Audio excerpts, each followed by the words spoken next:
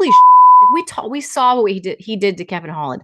The man just had his fourth fight without a single strike being absorbed. That is absurd. It's absurd. It's unheard of. It's never been done before. All right, guys, LauraSanko here, and we are on the heels of UFC 279. It is Sunday as I'm recording this. I have about 2 hours worth of sleep. Then I got to head out tomorrow for Contender Series, but I wanted to hop on here while the moment was still fresh because I have some interesting takeaways, I think, from this weekend. And I talked about Nate in a separate video, but for me, a very interesting takeaway from this weekend is Khamzat Chimaev, of course, right? He was the talk. And I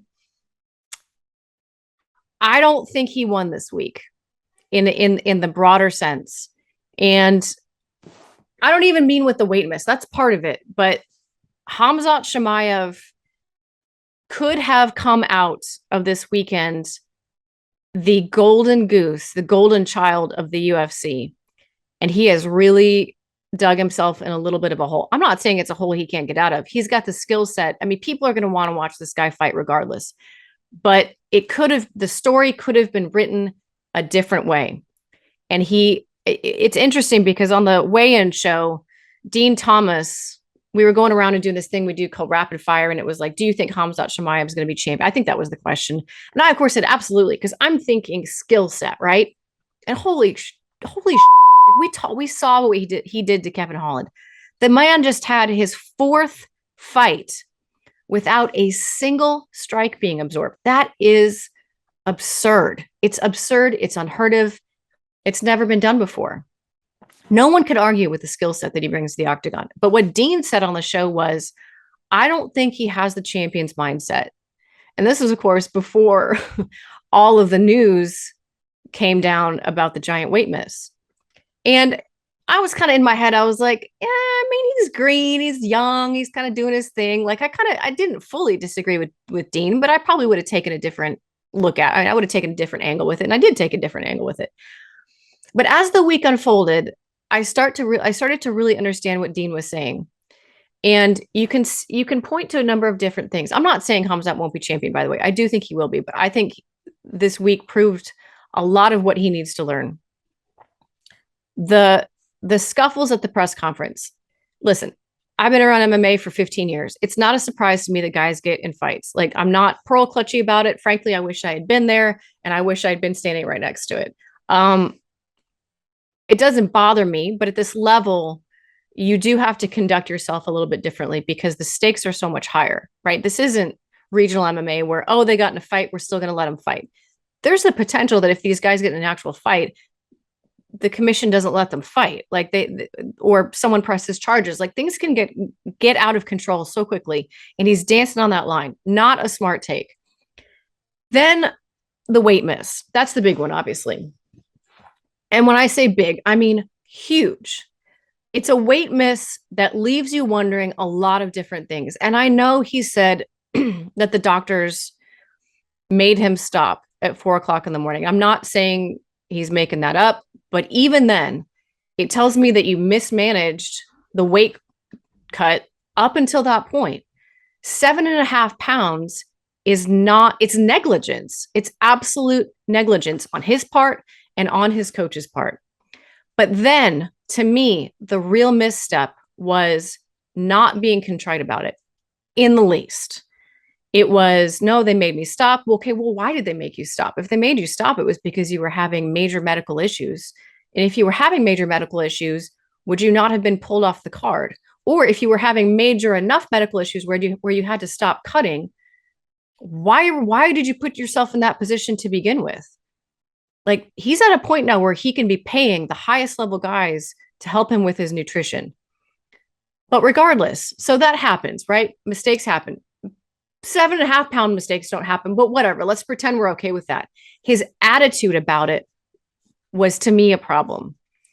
And I think it stemmed in embarrassment. I think it stemmed in like him being young and not really having the maturity to know how to handle a situation like that. But had he at the weigh-ins said, Oh my gosh, guys.